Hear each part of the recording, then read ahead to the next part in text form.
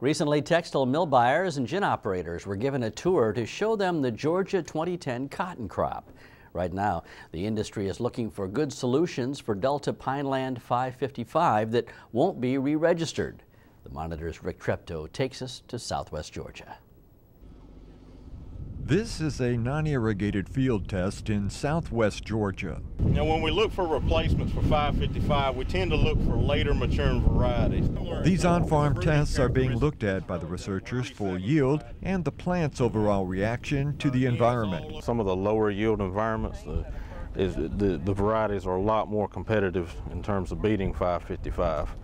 And by that I mean, it may only be one or two varieties that beat 555 in those very low yield environments.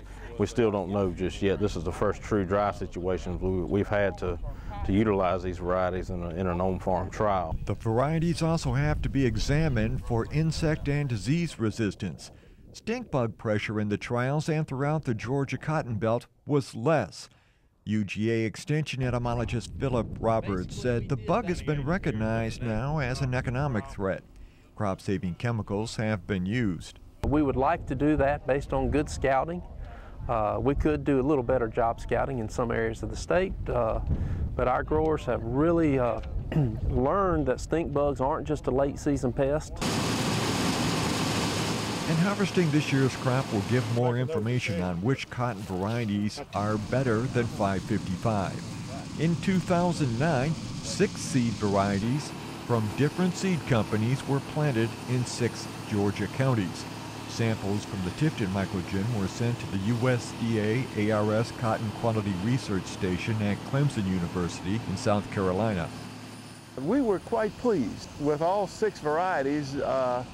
The yields were quite good over all 6 counties. Also, the fiber properties is determined by the classing office at Macon. Fiber properties were quite good. In a majority of the instances, we were able, with the Georgia cottons, we were able to spin yarns which quality-wise would have ranked as good or premium compared to cottons grown around the world. That's good news for someone who buys Georgia cotton. News the textile companies see as overdue.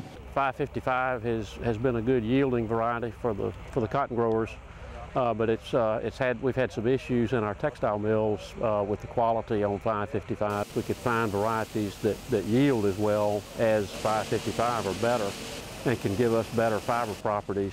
We can increase efficiencies, and it'll be a win-win for both the grower and the textile mill. So no one would know the impact of the high cotton prices for farmers and the textile industry in general more than a cotton buyer. Over $1.29 per pound is a record high price mills have had to pay, with not much remorse. It's a challenge for us to pass on these prices, but there's certainly some shortages in the world. We hope that we can alleviate some of these shortages as we get into as the new crop starts moving in China and India, and we get cotton into the pipeline, and we can get prices back to a little more reasonable level. The Georgia Cotton Commission sponsored the event to renew their already strong solidarity with the textile industry. And this tour is beginning of starting back up, and then next year we'll visit with them and their environment and see what their problems are and what they're doing. And this was a very good opportunity to come today, and just like in this field of cotton here, to see some of the work that we're doing research-wise to make the cotton better for them to spin. I'm glad to see us getting back on the farm and engaging with the farmers. Farmers need to understand what we face each day, and we also need to understand what they face. And so I think interaction like this allows us to have those relationships and better understand what our needs are and what their needs are. I'm Rick Treptow for the Georgia Farm Monitor.